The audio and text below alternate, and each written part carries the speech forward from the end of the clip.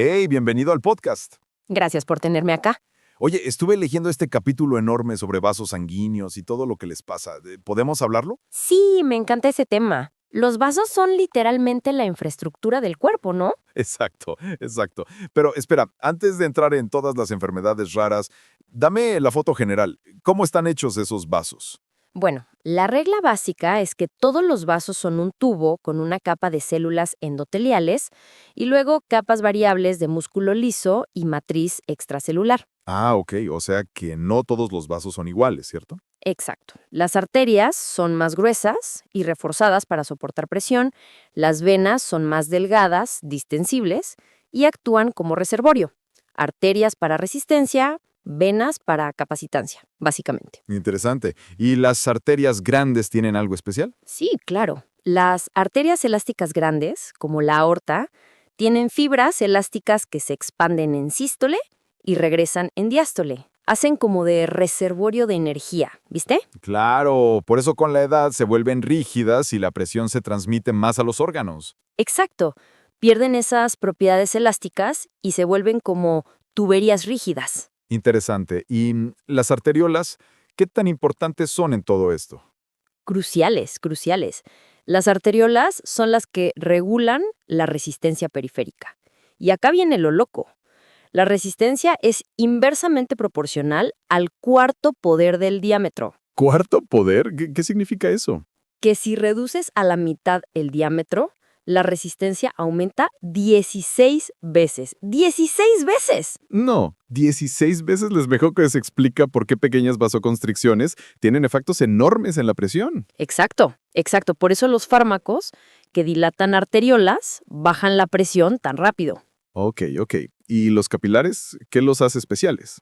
Son minúsculos, del diámetro de un glóbulo rojo, rodeados por células especiales, su área total es enorme y el flujo lento favorece el intercambio de oxígeno y nutrientes. ¿Y esas células que lo rodean, cómo se llaman? Se llaman pericitos.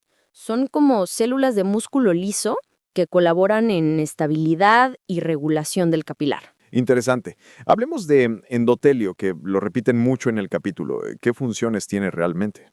El endotelio es una capa activa, no es pasiva. Mantiene la superficie sin coágulos, modula inflamación, controla vasodilatación y vasoconstricción. Produce cosas como óxido nítrico y endotelina. Pero entonces, cuando el endotelio se activa, ¿qué pasa? No entiendo bien la diferencia entre activación y disfunción. Buena pregunta. Activación es la respuesta del cuerpo a algo. Las células cambian de forma, expresan moléculas de adhesión, secretan citocinas. Muchas respuestas son reversibles, ¿viste? Entiendo. Pero disfunción es más crónico. Es cuando pierden la capacidad de producir óxido nítrico, se vuelven procoagulantes, hay estrés oxidativo.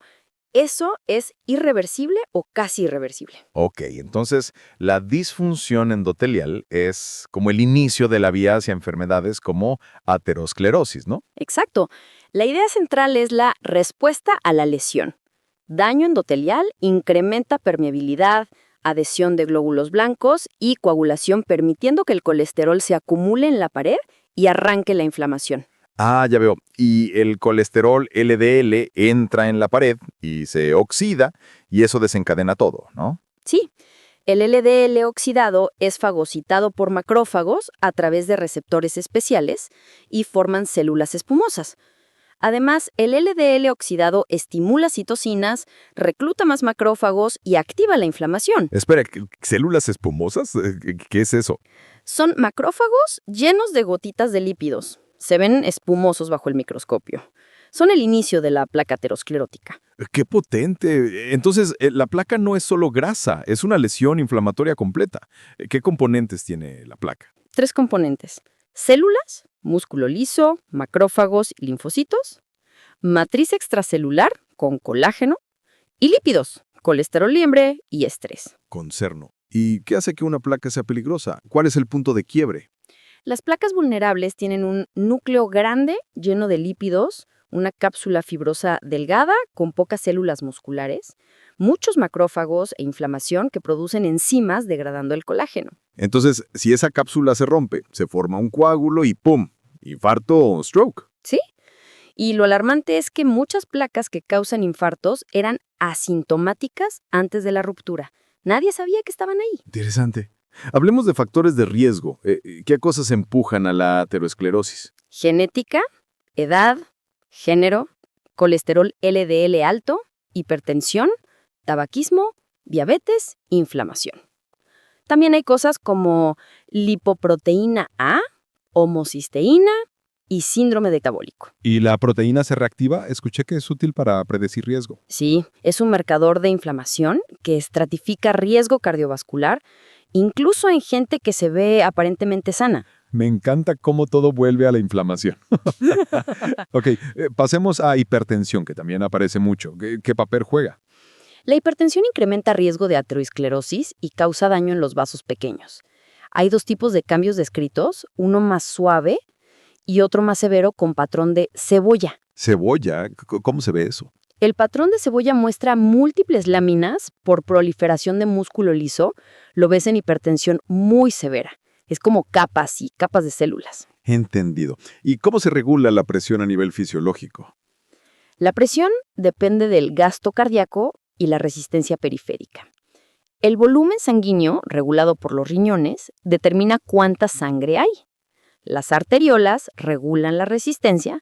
Además, hay sistemas hormonales, renina-angiotensina, péptidos natriuréticos, sistema simpático. Un recordatorio rápido. En renina produce angiotensina 1 y luego angiotensina 2, ¿verdad? Correcto. Angiotensina 2 constriñe vasos, estimula aldosterona y aumenta resorción de sodio en el riñón. Sube volumen y presión. Pero hay más.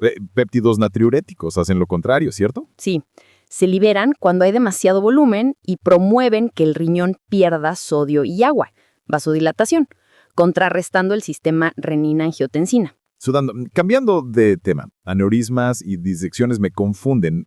¿Cuál es la diferencia sencilla? Un aneurisma es una dilatación de la pared que involucra todas las capas. Una disección ocurre cuando la sangre entra en la pared y separa las capas formando un canal intramural. Eso puede romper y matar rápido. Ahí es supremano. ¿Qué causas esas debilidades de la pared? Puede ser degeneración del colágeno, pérdida de músculo liso, inflamación o defectos genéticos. Marfan, Ehlers-Danlos y la aterosclerosis y la hipertensión son causas comunes en la aorta. Alarmado. Supongo que los aneurismas abdominales son frecuentes. Sí, más común en hombres, fumadores y mayores. El riesgo de ruptura aumenta con el diámetro. Casi nadie se rompe si es menor a 4 centímetros, pero si es mayor de 6, el riesgo es altísimo. Uf. Ahora, disección. ¿Por qué la hipertensión la favorece tanto? Porque la presión crónica causa cambios en la pared media, generando debilitamiento y facilitando una lágrima intimal. Luego la sangre a presión se propaga entre capas. Excelente. Ok, hablemos de vasculitis. Hay un montón de nombres raros. Giant Cell, Takayasu, Pan, Wegener. Sí, muchos. Lo importante es que la vasculitis puede afectar vasos según tamaño y mecanismo. Complejo inmune, anticuerpos especiales, invasión infecciosa. Por ejemplo, Giant Cell arteritis es una inflamación granulomatosa que puede causar ceguera si afecta a la arteria del ojo. Por eso tratan con esteroide rápido. Alarmado. Entonces, ¿los ANCAs son solo marcadores o también causan daño? Son ambos. Son marcadores útiles y hay evidencia de que pueden ser patógenos. Activan neutrófilos que dañan el endotelio. Entiendo. Y en vasculitis infecciosa, inmunosupresores serían malos, ¿no? Exacto. Distinguir vasculitis infecciosa de mediada por inmunidad es crítico. El primero necesita antibióticos, el segundo, inmunosupresión. El tratamiento opuesto podría ser desastroso. Travieso. Cambiamos a algo más light. Tumores vasculares, Kaposi, angiosarcoma, hemangiomas. ¿Qué los diferencia? Los benignos forman canales vascularizados con células normales. Los malignos son celulares, atípicos y agresivos.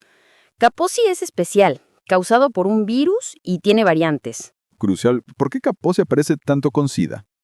Porque requiere un virus y un sistema inmunológico debilitado para progresar.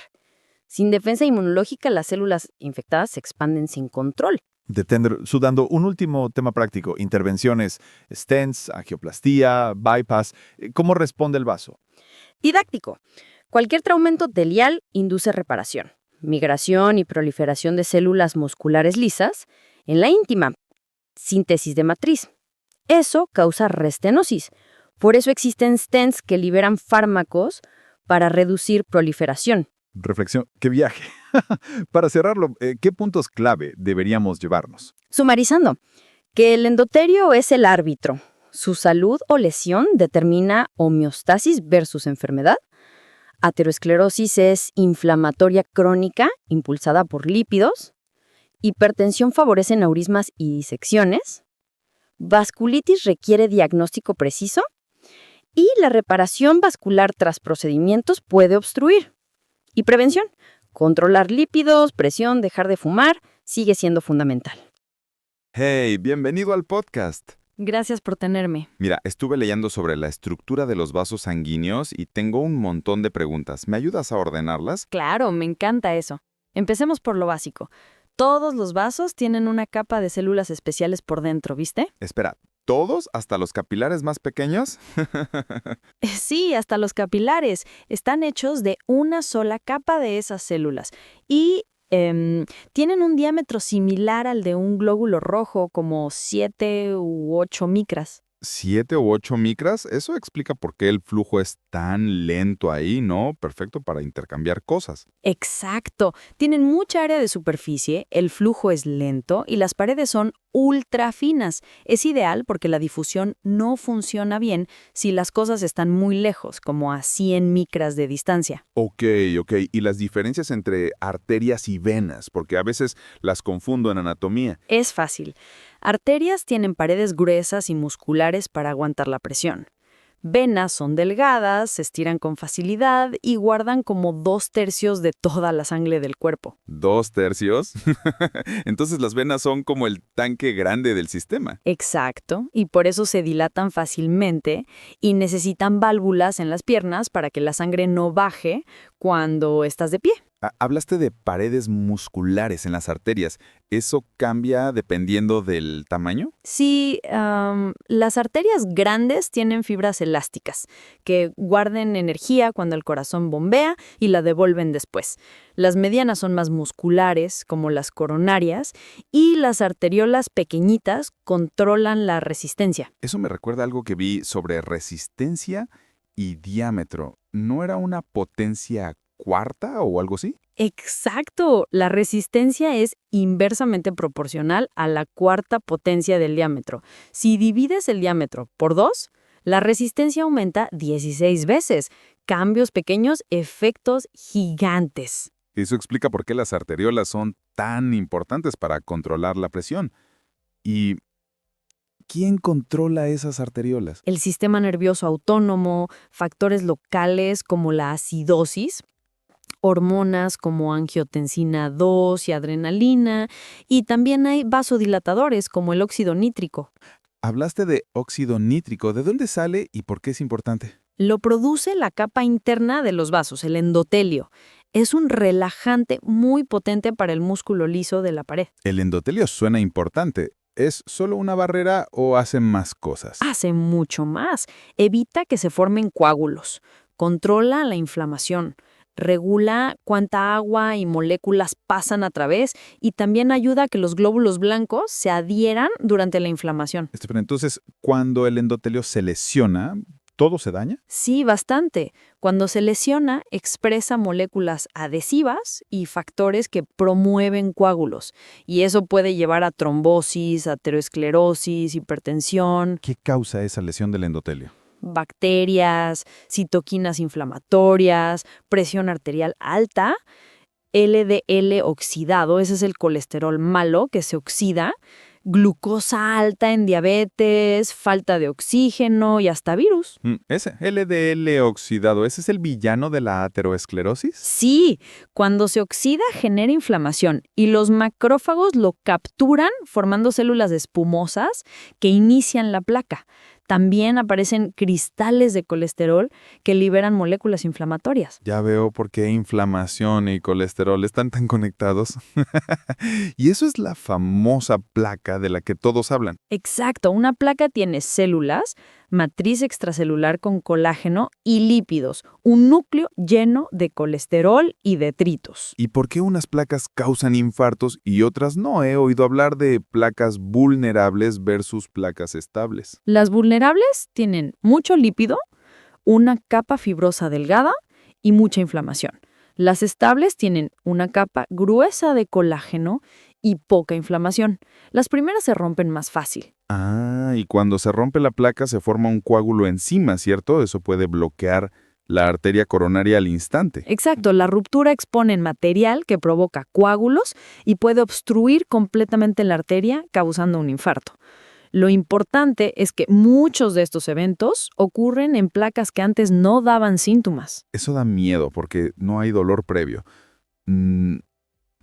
¿Qué factores aumentan el riesgo de desarrollar esas placas? Genética, edad, sexo, colesterol LDL alto, presión arterial alta, fumar, diabetes, inflamación sistémica, síndrome metabólico. ¿Y esos marcadores inflamatorios que mencionaste son útiles clínicamente? Sí, son indicadores que predicen riesgo cardiovascular, incluso en personas aparentemente sanas.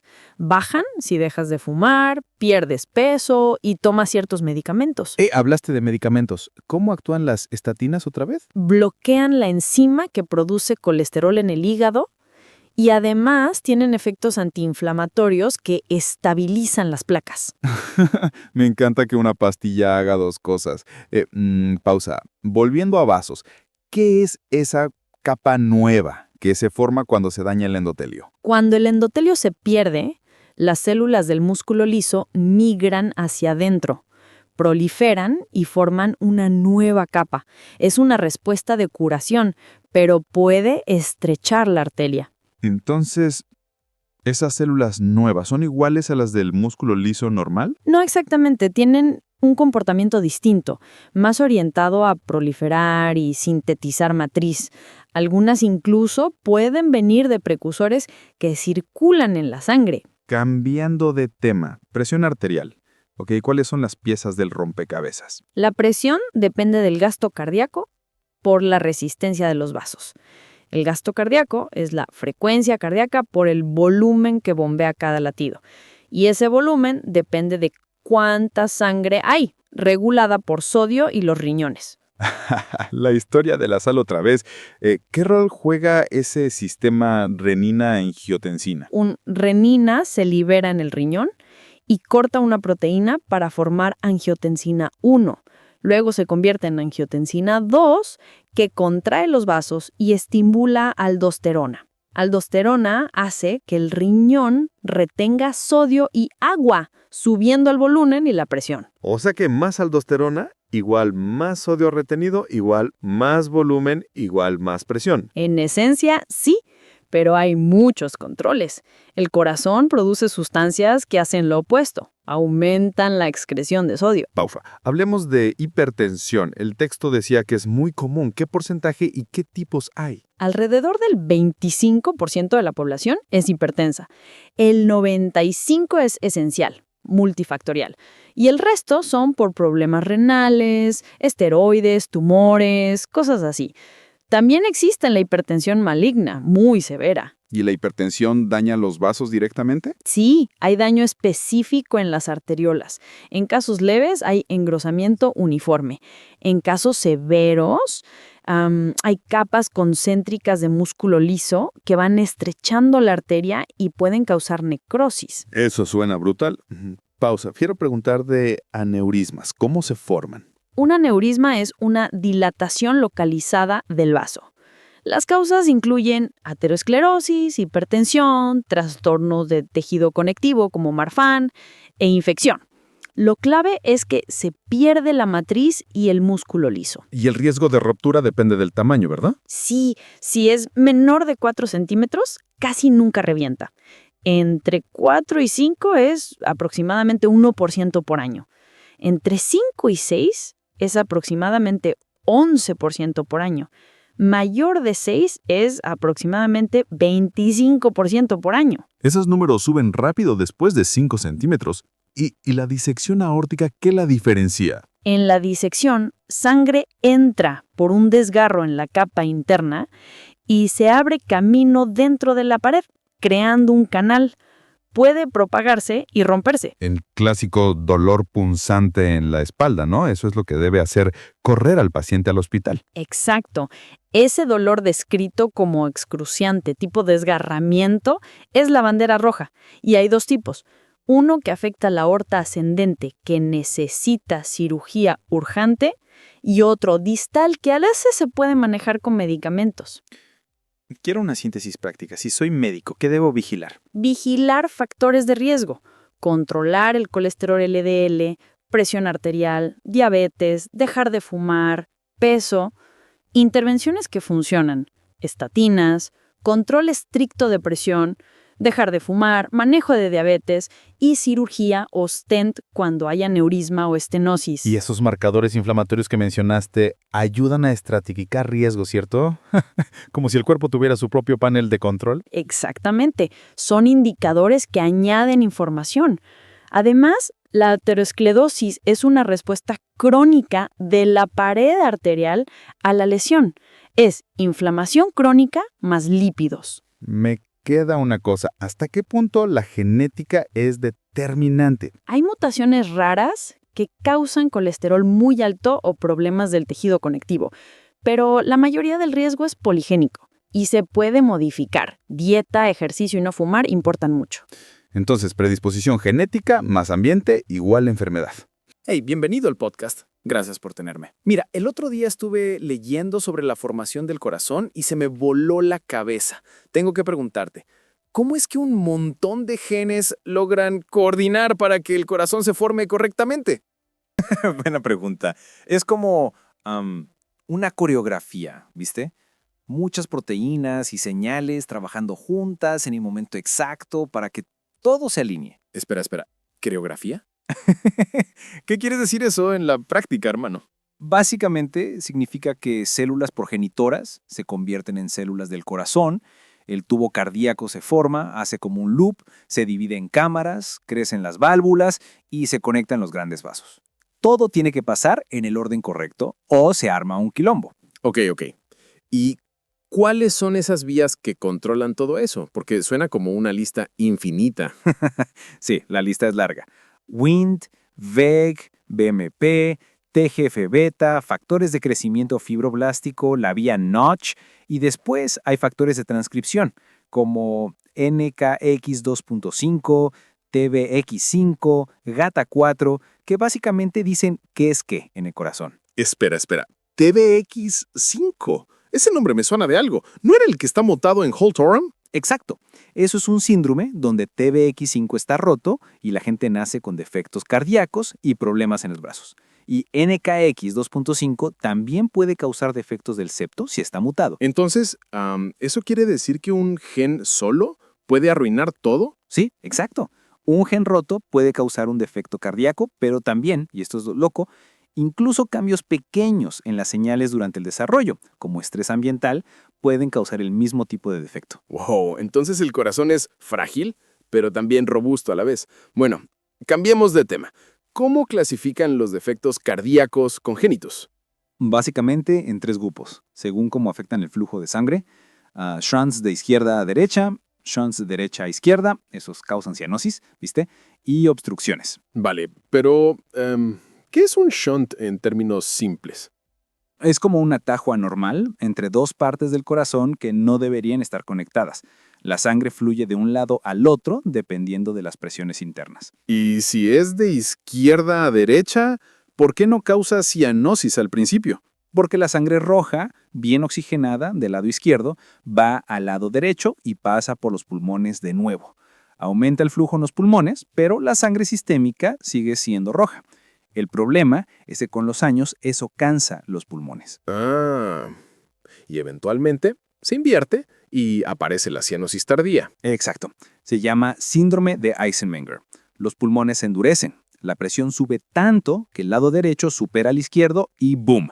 La sangre sin oxígeno va al cuerpo. Ok. Hablemos de ejemplos.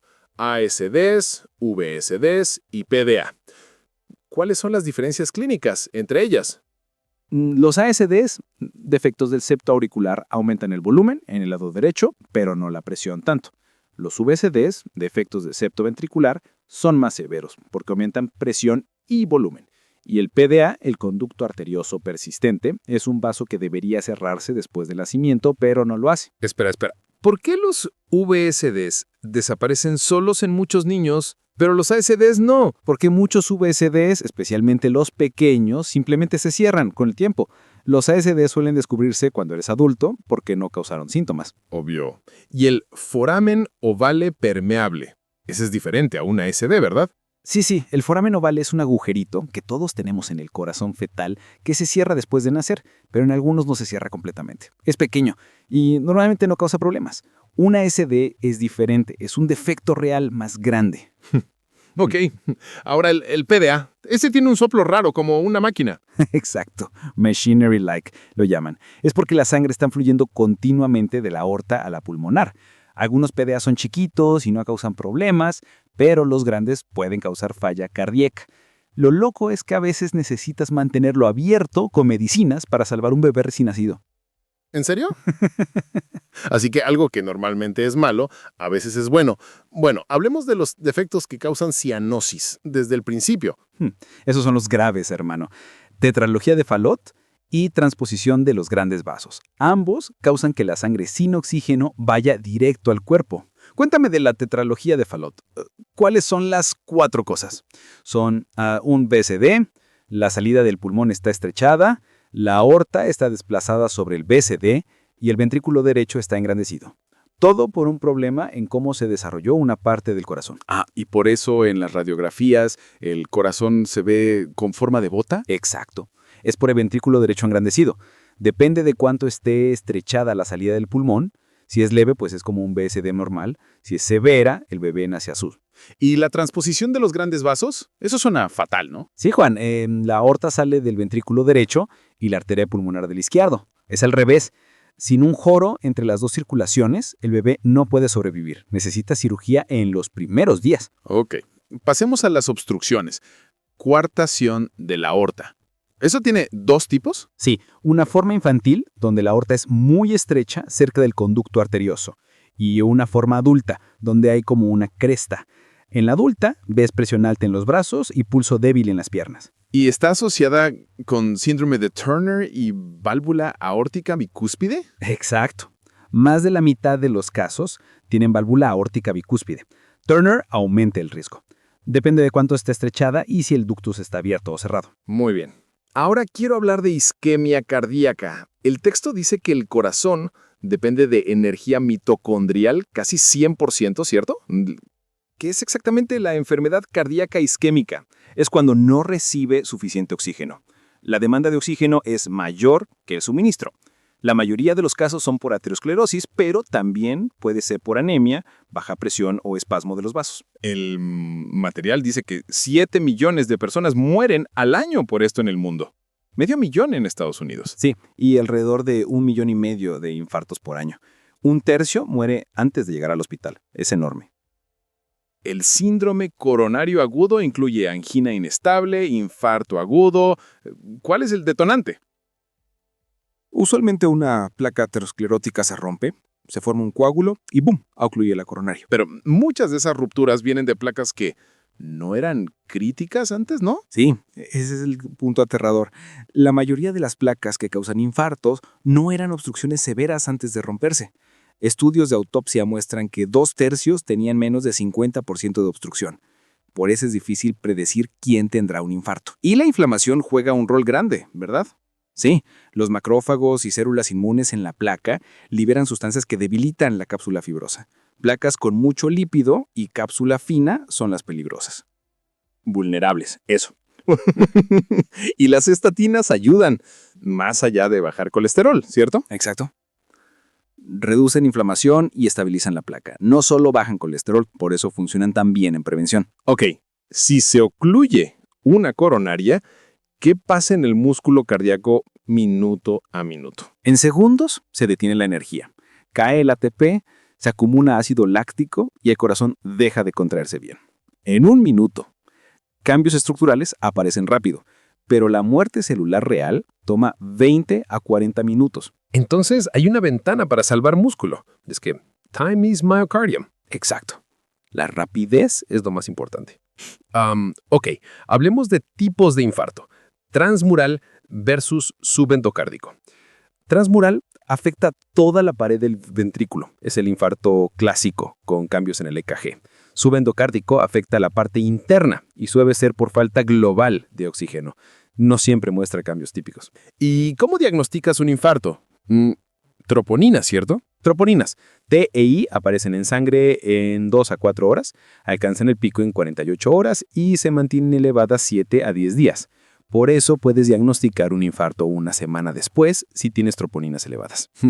Y la reperfusión salva músculo, pero también causa daño, ¿verdad? Sí, hay disfunción mitocondrial, el calcio entra masivamente, se forman radicales libres, células inmunes bloquean los vasos pequeños. Todo contribuye al fenómeno no reflow. Aparecen bandas de contracción en el microscopio de miscuancia. Exacto. Son áreas donde el músculo se contrajo demasiado fuerte, sin energía y se dañó. Fue gran. Para cerrar isquemia, complicaciones después de un infarto, ¿cuáles son las principales? El corazón puede no bombear bien, pueden romperse los músculos que cierran las válvulas, se puede formar un coágulo adentro, puede haber arritmias. Las arritmias son la causa más común de muerte después de un infarto. Esto es intenso. Bueno, antes de terminar, ¿podemos tocar hipertensión, problemas de válvulas y fiebre reumática rápido? Claro, la hipertensión crónica hace que el ventrículo izquierdo se agrande y se endurezca. La fiebre reumática hace que la válvula mitral se cierre mal. Y hay degeneración calcífica de válvulas que es común en gente mayor. ¿Qué idea clave te llevarías de todo esto? 2 cosas. El corazón depende de un balance perfecto de genética, señales y fuerzas mecánicas. Y en los infartos, la velocidad es todo.